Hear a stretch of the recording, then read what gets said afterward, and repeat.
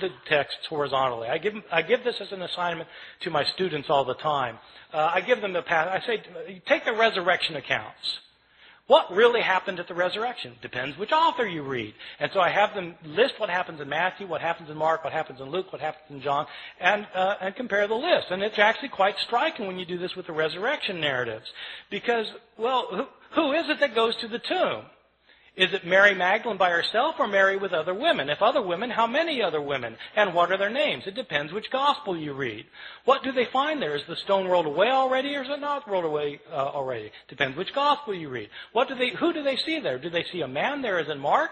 Do they see two men there as in Luke? Or do they see an angel as in Matthew? Depends which gospel you read. What are they told? Are they told to tell the disciples to meet Jesus in Galilee, or are they told to tell the disciples to stay in Jerusalem?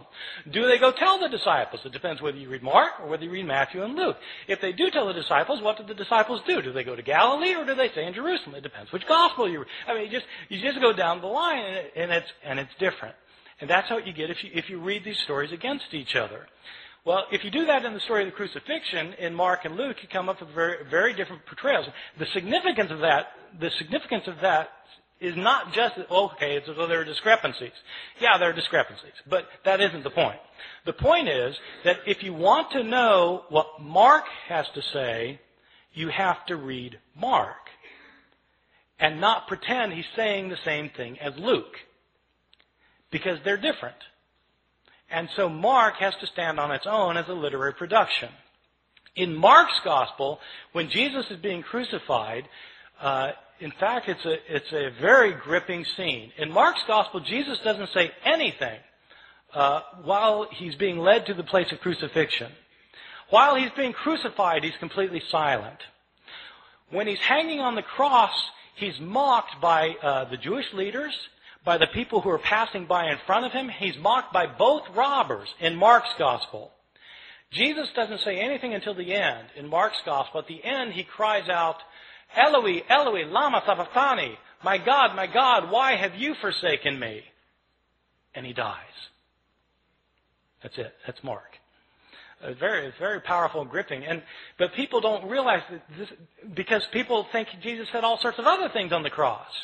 Well, why do they think that? Because they've read Matthew, and they've read Luke, and they've read John, and they end up with the 7 last words of the dying Jesus, which are found in not one of the Gospels, but by smashing all of the Gospels together into one big Gospel.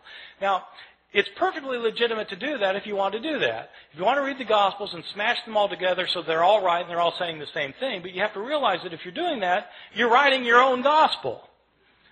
And you're making it say something that's different from any of the Gospels of the New Testament. Okay, so that's the effect of doing that. In Luke's gospel, Jesus is not silent. He's not silent on the way to be crucified. He sees women weeping for him, and he turns to them and he says, daughters of Jerusalem, don't weep for me. Weep for yourselves and for your children, for the fate that's to befall you. He's more concerned about these women than himself in Luke's gospel. In Luke's gospel, he's not quiet while he's being nailed to the cross. He prays, Father, forgive them, for they don't know what they're doing. While he's hanging on the cross, he actually has an intelligent conversation with one of the robbers. The one guy maligns Jesus. The other robber says to the other person to be quiet because Jesus hasn't done anything to deserve this. And then he turns to Jesus and says, Lord, remember me when you come into your kingdom. And Jesus says, truly I tell you, today you will be with me in paradise. Jesus knows exactly what's happening to him in Luke's gospel. Not in Mark, but in Luke he knows exactly what's happening to him. He knows what's going to happen to him after it happens to him. He's going to wake up in paradise and this guy's going to be next to him.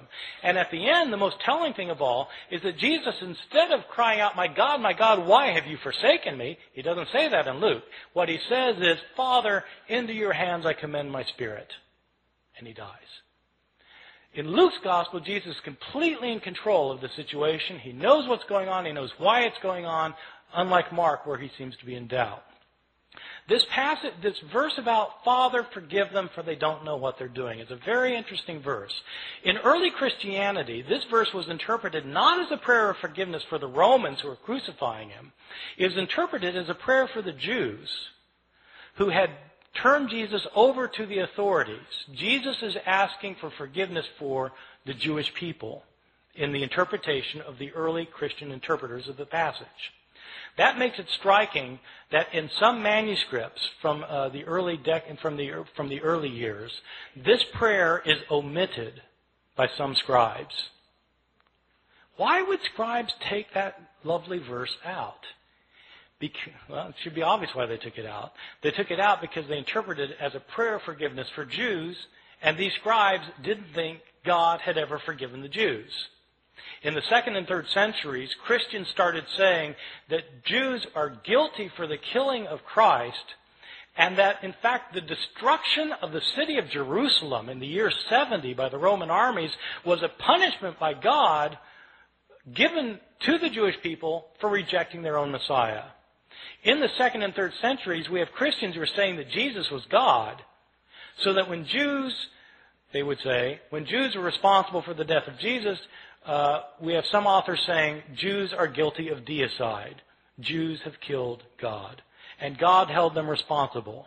What's a scribe who thinks that going to do with his prayer of forgiveness? He's going to take it out. And that's exactly what happens.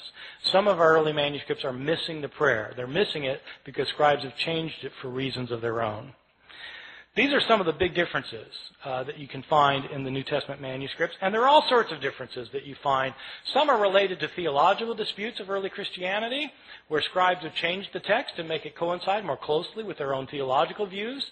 Some of these changes have to do with relationships of Christians and Jews. Some of these changes have to do with Christian understandings of women. There continue to be debates today in churches, Christian churches, about whether women should have leadership roles. Well, these debates often hinge on verses that have been changed by scribes. You can guess which way scribes changed these verses. In the 2nd and 3rd centuries, when women's roles were being suppressed, all of a sudden manuscripts start showing up in which women are told to be silent in the churches.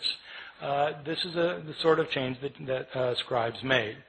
The textual critic is somebody who tries to deal with this phenomenon of manuscripts that have so many changes in them.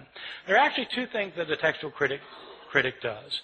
One thing that is, of course, primary importance is to figure out what an author actually wrote.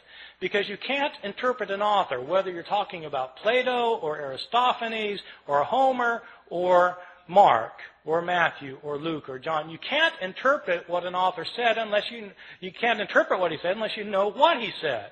You've got to have his words, and so textual critics try to reconstruct to the best of their ability what an author actually wrote. A textual critic also, though, is interested in knowing why the text got changed. Why did scribes change the text? I mean, it's interesting to see that sometimes they fell asleep, but beyond that, what kind of theological motivations were there for changing the text? What kind of ideological influence were affecting these scribes? When we know more of that kind of information, we're better able to understand both the scribes and their own historical context as people living in the early centuries, especially the early centuries, a time period about which we have very little information about Christianity otherwise. Thank you very much.